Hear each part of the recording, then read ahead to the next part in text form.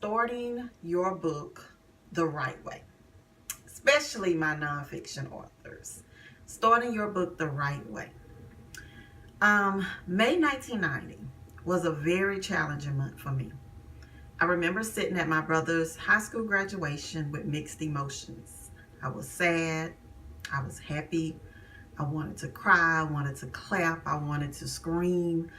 I wanted to do all those things at once because I sat there with my family and friends, but one very important person was missing: my mom. My mom had missed my brother's high school graduation, her first child, but not by her choice. She was at MD Anderson Hospital battling cancer. So as I sat there, I thought about how she would have given anything to have been at his graduation. And as if those feelings weren't enough, we get to my aunt's house where my dad, who had just come back from Texas with my mom, told us that he was leaving back out that night because the doctors did not think that she would make it. The cancer had taken over her body and the prognosis was no longer good. There was nothing more they could do. That is how we spent my brother's high school graduation, thinking about, praying for, and longing for our mom to get better, to come home, which she did not. So at that point, I had to learn how to deal and cope with living life without my mom. And I did. I learned how to do that. And I think I did a pretty good job learning how to do that, with the help of God, of course. Why am I telling you this? I'm telling you this because if I was writing a book about living life or dealing with the loss of a parent, I would start that book with a story. I would draw my readers into my world, sharing my story, a story that they can identify with. Because if they've dealt with the loss of a parent, then they have been there before. They've sat in the seat that I sat in, listening to my dad give us that news. If they did not sit in that seat, they sat in a similar seat, meaning they could feel the emotion from my story because it touched something that they've experienced before. That is how you start your book. You start, number one, with a compelling story, especially if it's a nonfiction book. Hi, Natasha. Good afternoon. Especially if it's a nonfiction book. You start with a compelling story. Draw your reader into your world, into a world that they can identify with. So right off the bat, they're thinking, she gets me. She understands what I'm going through because she's been through it too. So that's number one. Start with a compelling story. Number two is to use descriptive language. I could have said, which I did, I sat at my brother's graduation. But I could have said I sat at my brother's graduation with the sound of cheers and clapping around me, the feeling of the lady sitting behind me with her knees in my back or something. I could have said, let's say I was talking about being at home, okay? And I was talking about walking downstairs and my mom's cooking breakfast. Just going, a new story, okay? So I could say, I walked downstairs and I saw my mom cooking breakfast. Well, I just told you what happened. I don't want to tell you what happened. I want to show you what happened. So I could say, I walked downstairs as the smell of bacon entered my nose. You use something that most people can really identify with, and most people can identify with the smell of bacon. So the smell of bacon entered my nose as I walked into the kitchen and saw my mom with her pink rollers and yellow robe at the stove.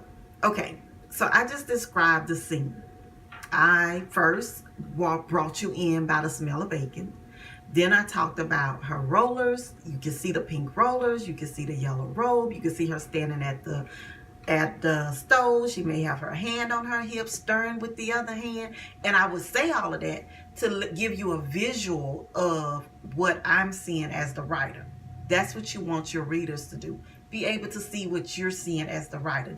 Use your five senses. Smell is a good one. Try to avoid bad smells though, because that kind of people don't really want to read about bad smell. So like I use bacon because most people like the smell of bacon, the smell of vanilla, the smell of strawberry, whatever it is.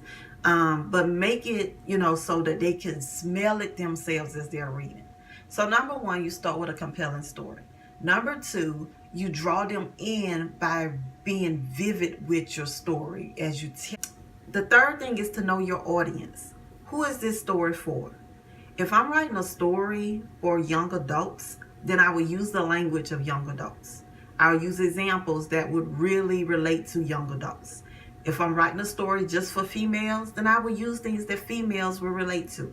If I'm writing a story just for moms, then I will talk about children. And I will use things that moms can relate to, like feeling like they don't have enough time in the day, being pulled in all sorts of directions. So I have to know my audience, because knowing my audience helped me to write a story that's specific to my audience. Remember, I told you your story is not for everyone. I don't care what kind of story you write. It's not going to be for everyone. So write the story that's specific to the audience that you are trying to target. Know your audience. Know what they want to know. Know what they need to know. And know the best way to get that information to them. Number 4 is to set the tone. So even though I started telling a story about the day I found out that my mom was not going to live, that was a sad story.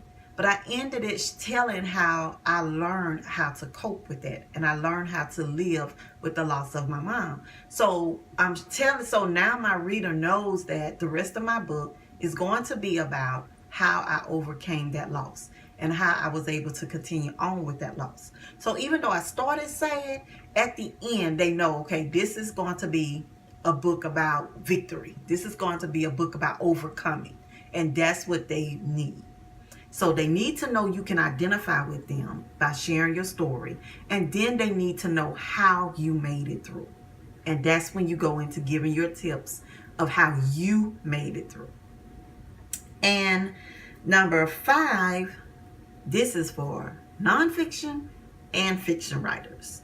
Because nonfiction writers some of them feel like the rules for fiction writers different for nonfiction, because they're not trying to make up a story. They're just telling their life, which is true. But you're also still a writer. The one big no-no in writing today is no cliches. No cliches. The reader hates cliches. It makes you look like a lazy writer because you're writing phrases that's been said over and over again for years and years to come.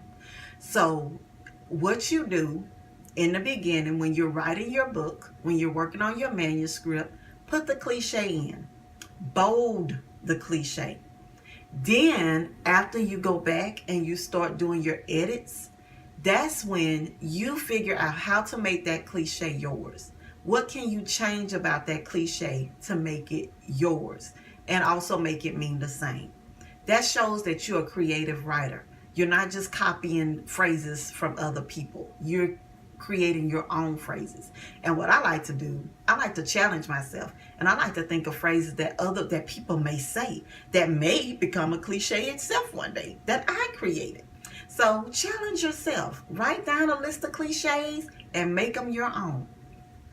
And last but not least, don't overshare. We tend to overshare when we're writing, especially nonfiction books, because we want to tell it all. You don't have to tell it all. Only tell what's important to your story. If the main theme of my story is overcoming the loss of a parent, I'm sticking to that theme, overcoming the loss of a parent. I don't need to tell about the vacations I went on so my daddy would make me feel better. I don't need to tell about anything that does not deal with, and maybe I would tell about that. I'm gonna go back, rewind. Maybe I would tell about that because that was part of the process. Being able to see that life still goes on. So I probably would tell about the vacation. But the thing is, the point is, don't share every little detail of what happened. Get straight to the point. Tell the important parts. Get to the point. So have a blessed day.